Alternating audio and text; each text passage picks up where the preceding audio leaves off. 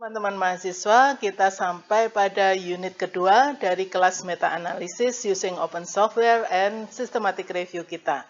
Nah, dalam unit kedua ini kita akan membahas tentang literatur searching yang pertama, dan yang kedua tentang coding analysis. Berikut ini isi dari unit kedua. Yang pertama, how to search literature. Yang kedua, how to record the searching. Kemudian coding the literature, abstraction, dan akhirnya submisi untuk assignment yang kedua.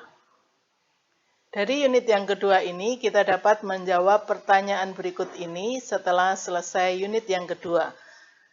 Bagaimana melakukan coding untuk literatur yang didapatkan, dan apa problemnya literatur search. Kemudian, bagaimana menemukan good evidence untuk literatur searching bagi meta-analisis dan systematic review.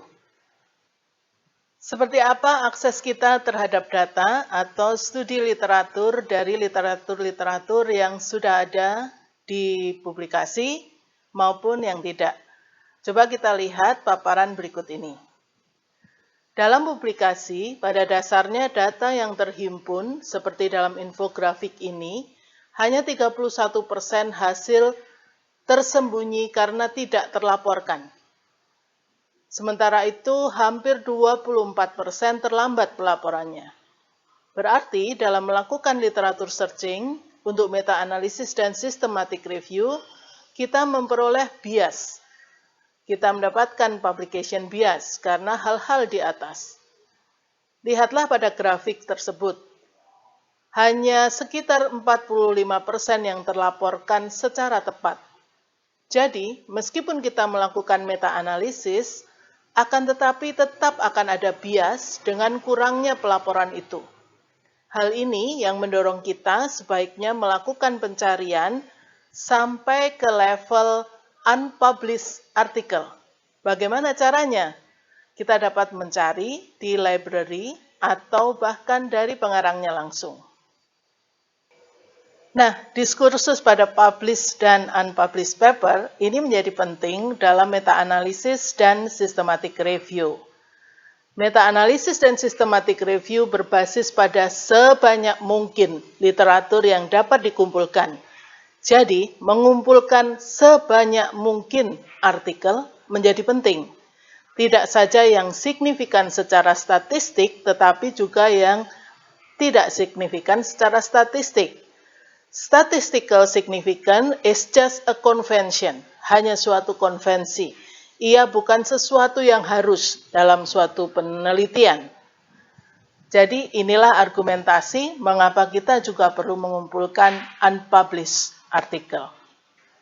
Nah, kita sampai pada alat utama untuk mengumpulkan literatur. Dari mana kita dapat mencari literatur kita? Databases. Nah, database seperti apa yang kita akan lihat atau kita jadikan tumpuan.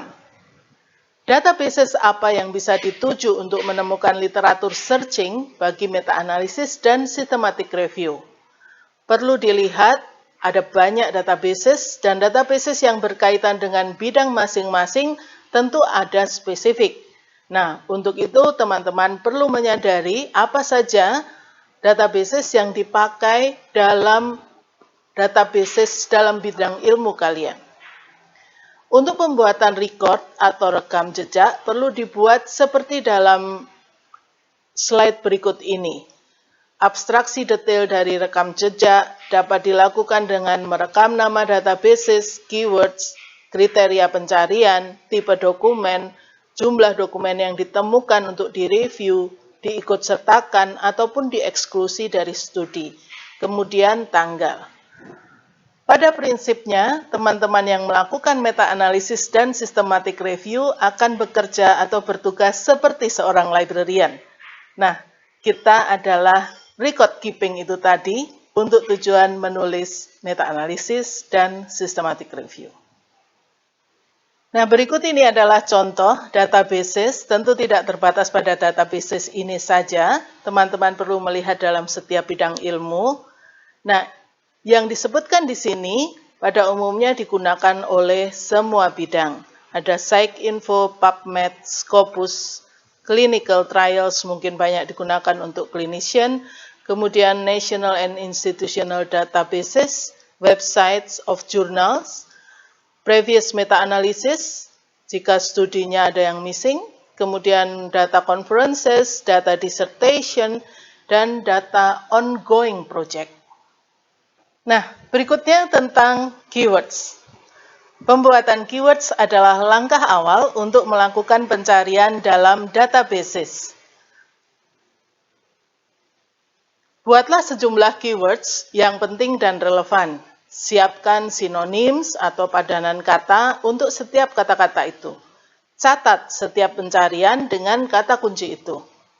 Kemudian, pilih dan datakan keywords itu sesuai research question dan variabel.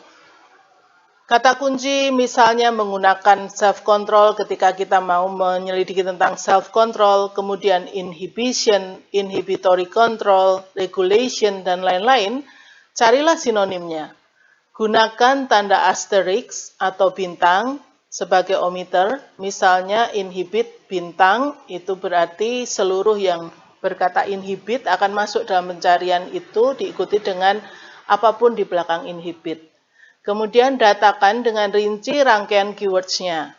Selalu ditulis dalam rekam jejak kita. Ini kemudian menjadi bagian dari protokol yang nanti pada unit kedua akan kita gunakan dengan cukup masif. Hati-hati dengan eksklusi penggunaan not, karena ketika not dimasukkan, nanti teman-teman bisa lihat pencariannya akan lebih banyak. Cari dari judul, abstrak, dan full text. Kemudian untuk advanced setting, bisa tentukan artikel dates, population, asal, country, race, age, dan lain-lain.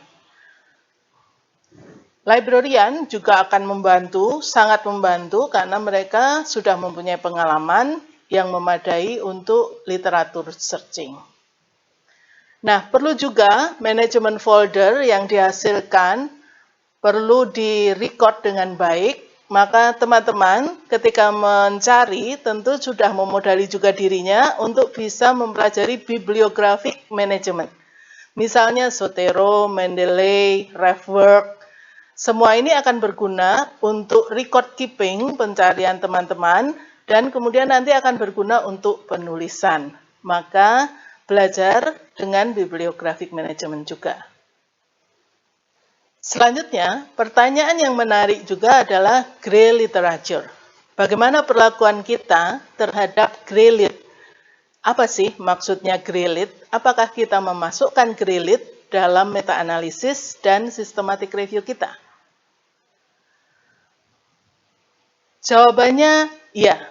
Ingat, prinsip di atas tadi, bahwa yang dipublikasikan pada umumnya yang signifikan, dan hanya 45% yang tepat waktu. Oleh karenanya, perlu memasukkan reports dan lain-lain, termasuk proceeding, termasuk tulisan yang tidak dipublikasikan. Ini adalah grey literature. Ilustrasi infografik data dalam slide ini menunjukkan gerak cepatnya universitas-universitas di China sejak 2015.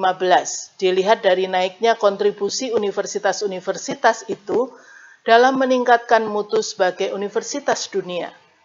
Dari tahun 2015 hingga 2019, 44 ranking universitas di dunia diduduki oleh universitas dari China. Tak mengherankan, ini pasti kontribusi dari riset dan publikasi. Kontribusi 52% dari kenaikan dari 2015 ke 2019, terutama dalam bidang publikasi ilmiah. Maka jelaslah, melakukan meta-analisis termasuk dengan grey literature kemudian akan mendukung sampai ke benchmarking negara kita. Nah, berikut ini adalah slide terakhir dari unit kedua untuk bagian yang pertama. Dalam video berikutnya, kita akan teruskan dengan inklusi, seleksi, inklusi, eksklusi literatur searching yang menuju ke arah coding. Demikian, sampai jumpa dan terima kasih.